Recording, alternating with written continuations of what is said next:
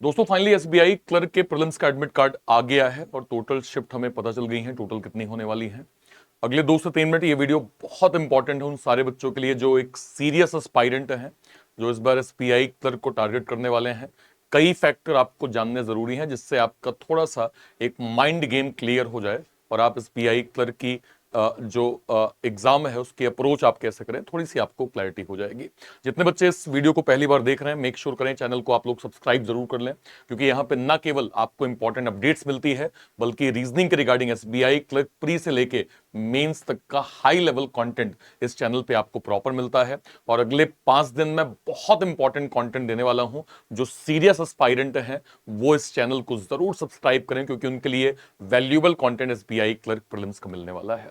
सबसे पहले बात करते हैं, चारों शिफ्ट में जो है वो हमने एग्जाम यहां पे देखे हैं। मतलब आपका एग्जाम जो है वो 20 को भी है, 21 को भी है और 27 तारीख को भी है। अभी जस्ट मैंने कुछ देर पहले टेलीग्राम के अंदर और यूट्यूब के अंदर जो है वो एक कंप्लीट यहां पे जो है वो मैंने एनालिसिस करवाया है। आप देख सकते हैं ये टेलीग्राम का पोल है जिसमें हमें 20 तारीख की पहली शिफ्ट में भी सेकंड थर्ड फोर्थ, देन 21 का फर्स्ट सेकंड थर्ड फोर्थ और 27 में भी फर्स्ट सेकंड थर्ड फोर्थ, लगभग हमें टोटल 12 शिफ्ट देखने को मिल रही है। आपका जो भी शिफ्ट है एक बार देख लीजिए आप। आपका शिफ्ट अगर मान लीजिए फर्स्ट शिफ्ट में है तो आपको 8 बजे रिपोर्टिंग, मतलब 8 बजे आपको सेंटर में पहुंच जाना है। 9 बजे से आपका एग्जाम चालू होगा, 1 घंटे वो जो भी वेरिफिकेशन की प्रोसेस है उसमें करेंगे। हो सकता है वो वेरिफिकेशन प्रोसेस जल्दी हो जाए। लेट सपोज 8 बजे आपने एंट्री ले ली, 15 मिनट में ही वेरिफिकेशन हो जाए, लेकिन आपको 45 मिनट एग्जाम सेंटर के अंदर बैठना पड़ेगा। हो सकता है आधे घंटे में हो जाए, तो आधे घंटे में जो है वो बचे आधे घंटे आपको बैठना पड़ेगा। 9 बजे आपका एग्जाम होगा, 10 बजे एग्जाम खत्म हो जाएगा। अगर आपका एग्जाम सेकंड शिफ्ट में है तो 10:30 बजे आपको गेट में एंट्री ले लेनी है। 11:30 बजे एग्जाम होगा, 12:30 बजे आपका एंड हो जाएगा। थर्ड शिफ्ट में 1 बजे गेट के अंदर एंट्री हो जाएगी, 2 बजे से आपका एग्जाम चालू होगा, 3 बजे एग्जाम खत्म होगा। चौथे शिफ्ट में 3:30 पे गेट के अंदर एंट्री हो जाएगी, 4:30 पे आपका एग्जाम चालू होगा, 5:30 में एग्जाम खत्म हो जाएगा। जो भी आपका 20 तारीख का है या फिर 21 तारीख का है या फिर आपका 27 तारीख का है। अब पॉइंट ये है, देखिए जब जब हम बात करते हैं शिफ्ट टोटल कितनी है, 12 है सर। 12 शिफ्ट हमेशा एक जैसी नहीं होती। जैसे अगर मैं आपको एग्जाम्पल दूं, लास्ट ईयर का जरा पैटर्न देखिए। लास्ट ईयर के एक शिफ्ट का मैं आपको एक दिन के जो है वो सभी शिफ्ट का एग्जाम आपको दिखा रहा हूं, जिसमें आपको पहला शिफ्ट इजी टू मॉडरेट, मतलब वैसा पैटर्न जैसा लास्ट ईयर अर्ली स्टेज में हमने देखा है। यहां भी सेम पैटर्न, लेकिन ये पैटर्न आप देखिए मॉडरेट और ये पैटर्न आप देखिए मॉडरेट। इसका मतलब ये है, अगर मैं इसको थोड़ा डिटेल डिफाइन करूं, पहला पेपर, पहला जो शिफ्ट था एज गुड था, जैसे पहले भी आया हुआ था कि हाँ यार ठीक है आपके इतने अटेम्प्ट्स थे, यहां पे भी अटेम्प्ट्स थे। थर्ड वाला मॉडरेट था और फोर्थ वाले को मैं सीधे सीधे लेवल अप कहूंगा। ये आपको इस तरह से जो है वो अर्ली ईयर्स में हमने देखा है। अब इसको थोड़ा सा मैं आपको डिटेल डिफाइन करता हूं। जब फर्स्ट शिफ्ट का एग्जाम खत्म हुआ तो वहां पे जैसे मैं आपको 5 जनवरी के शिफ्ट 1 को दिखा रहा हूं, फर्स्ट जब शिफ्ट खत्म हुआ तो ये आपके जो बच्चों के एवरेज अटेम्प्ट्स थे वो मैक्सिमम 83 गए। समझिएगा ध्यान से, इंग्लिश में 20 से 22 से 24 स्कोर गया, देन न्यूमेरिकल एबिलिटी 26 से 28, मतलब एक मैक्सिमम जो बच्चे का नंबर है 28 29 भी गया, और एवरेज में बता रहा हूं, मतलब ये नंबर 30 32 34 35 भी गए होंगे। देन रीजनिंग आपका 27 से 29, ये नंबर 30 और 31 भी गए होंगे। एवरेज नंबर आपका ये था। लगभग एवरेज बच्चों का 80 से 82 और 77 के आसपास था। फर्स्ट शिफ्ट की बात कर रहा हूं मैं। सेकंड शिफ्ट पे आ जाइए। सेकंड शिफ्ट में भी बच्चे का स्कोर नियर अराउंड 80 के आसपास था। इंग्लिश का स्कोर लगभग यहाँ पे 23 से 24, 30 में से। मैथ्स के अंदर 26 से 28 और अगेन रीजनिंग के अंदर 30 नंबर एक एवरेज स्कोर था जो बच्चों ने एसबीआई क्लर्क के अंदर किया था। 80 आप लोगों का जो है वो एक गुड अटेम्प्ट था।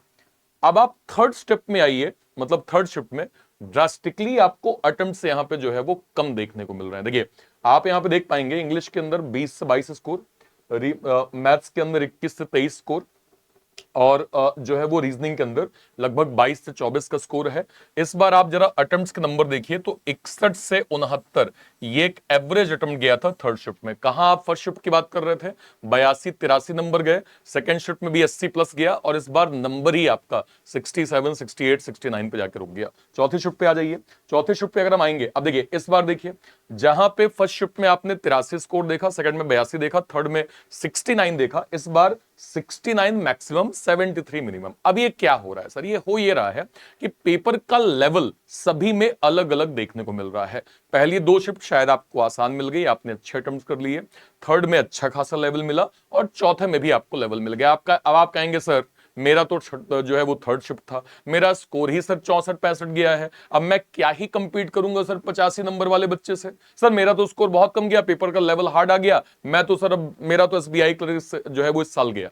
देखिए ऐसा नहीं होता है। टोटल अगर हम 12 शिफ्ट की बात करें, सारे पैटर्न एक जैसे हों आवश्यक नहीं है, और ठीक है एक आध लेवल आपको मिलने भी चाहिए। मुझे याद है 2023 में किसी एक शिफ्ट में बच्चे सेक्शन से बाहर आ रहे थे, मैं एग्जाम सेंटर में ही था, बच्चे कह रहे हैं कि सर नाम एसबीआई क्लर्क था पर लगा ही नहीं कि एसबीआई क्लर्क है, मतलब क्वांट से टच ही नहीं हो रही थी। ऐसा पैटर्न था, ऐसा लग रहा था कि एसबीआई पीओ प्री तो ही नहीं दे दिया गया। तो आपको ओवरऑल कुछ शिफ्ट इजी मिलेंगी, कुछ शिफ्ट आपको लेवल अप मिलेंगी।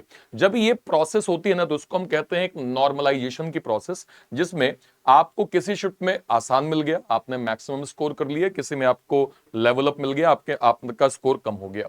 हमेशा एग्जामिनर इन दोनों को बैलेंस करने के लिए एक ऐसा नंबर आपको देते हैं जिससे इस शिफ्ट को भी दिक्कत ना हो, इस शिफ्ट को भी दिक्कत ना हो। जैसे अगर मैं आपको एग्जांपल दूं, तो आपको सिंपली अगर ये कट ऑफ के नंबर दिख रहे हैं, जरा इस कट ऑफ के नंबर को देखिए।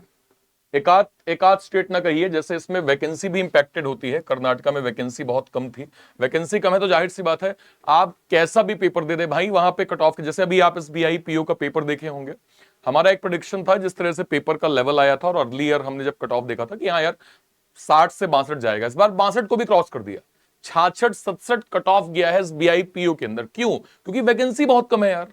तो वैकेंसी एक इंपॉर्टेंट फैक्टर होता है जब हम ओवरऑल कट ऑफ की बात करते हैं। मैंने आपको बताया है कि total difficulty level, number of applicants, कितने बच्चों ने फॉर्म भरा है, ठीक है, नॉर्मलाइजेशन की प्रोसेस और वैकेंसी, ये एक इंपॉर्टेंट फैक्टर होते हैं जिससे ओवरऑल कट ऑफ को तय किया जाता है। आप जरा एवरेज नंबर देखिए, 61, 60, 64, 61, 67, 64, 55, 68, 64, 60। कहने का मतलब क्या है? कहने का मतलब यह है कि आपके जो नंबर्स है ना, ये ओवरऑल हमेशा एक ऐसा नंबर दिया जाता है जो नंबर ओवरऑल आपकी प्रिपरेशन को बैलेंस करे, और इससे आपका नुकसान ना हो। अगर आपका लेवल टफ आ गया या किसी का लेवल इजी आ गया, तो हमेशा एक ऐसा एवरेज स्कोर दिया जाता है जिससे किसी को दिक्कत ना हो। तो ध्यान रखिएगा, आपका जो भी शिफ्ट है, आप हमेशा इस चीज को माइंड मेकअप जरूर करके रखना कि हो सकता है लेवल अप आपकी शिफ्ट में ही आ जाए, हो सकता है, ठीक है।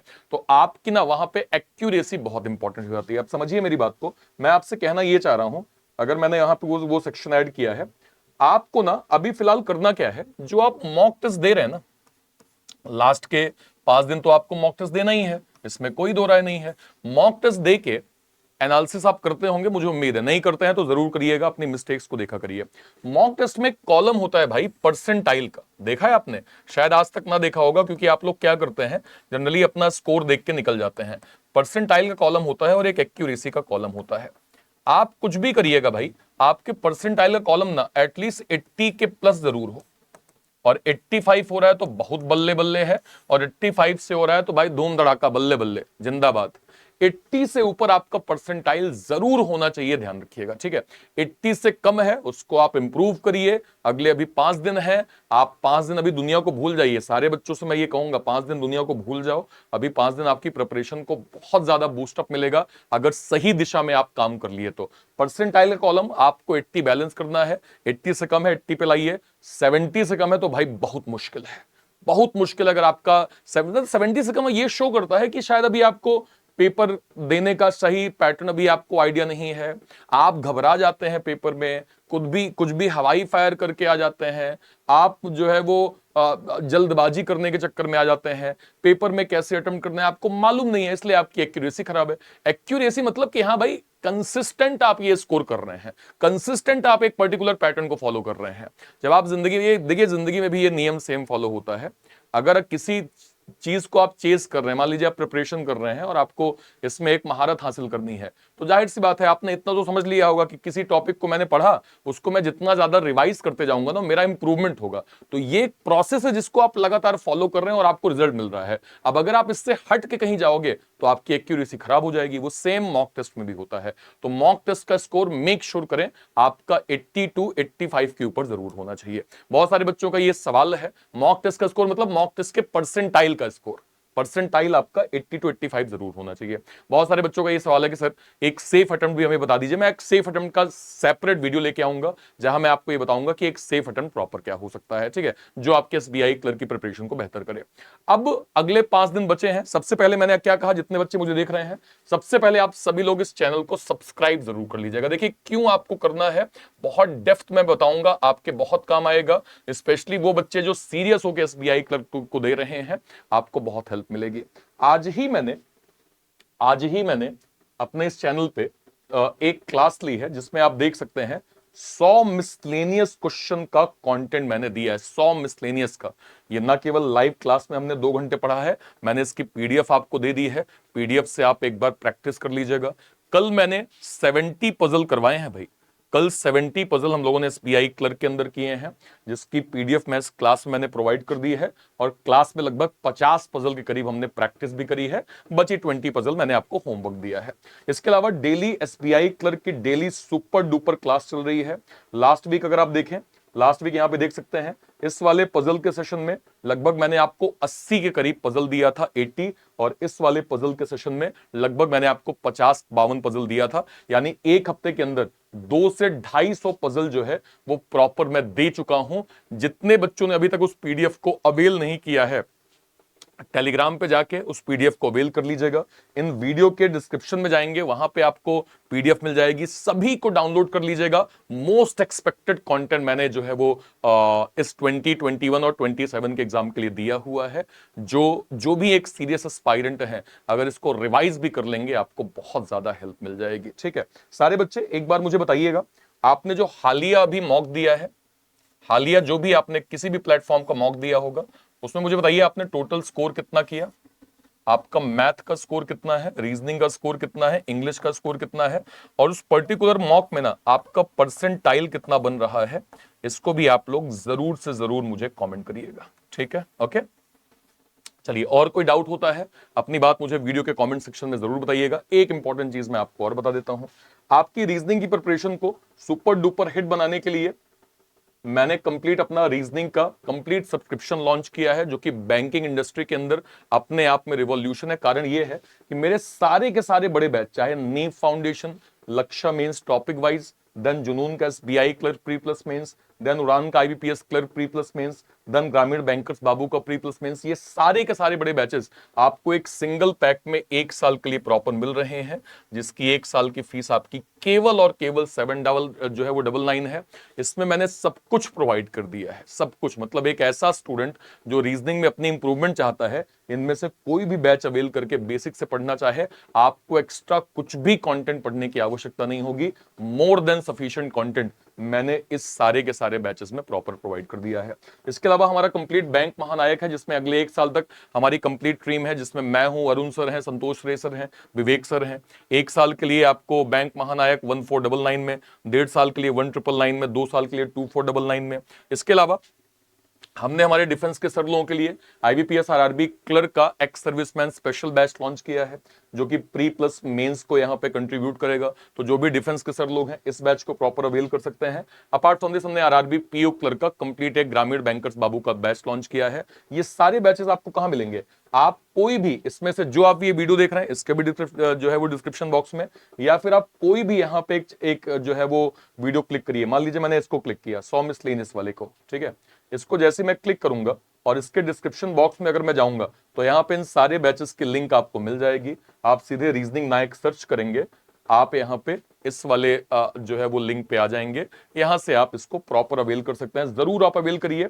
आपके एसबीआई क्लर्क या सभी बड़े एग्जाम्स की प्रिपरेशन का वन स्टॉप सॉल्यूशन आपका ये रीजनिंग का सब्सक्रिप्शन यहां पे होने वाला है। बाकी सारे बैचेस की लिंक भी आपको मिल जाएगी, ठीक है। चलिए, फिलहाल के लिए सेशन को इतना ही रखते हैं। और कोई डाउट होता है वीडियो के कॉमेंट सेक्शन में अपनी बात आप जरूर रखिएगा। Till then, bye bye, thank you so much, जय हिंद, थैंक यू।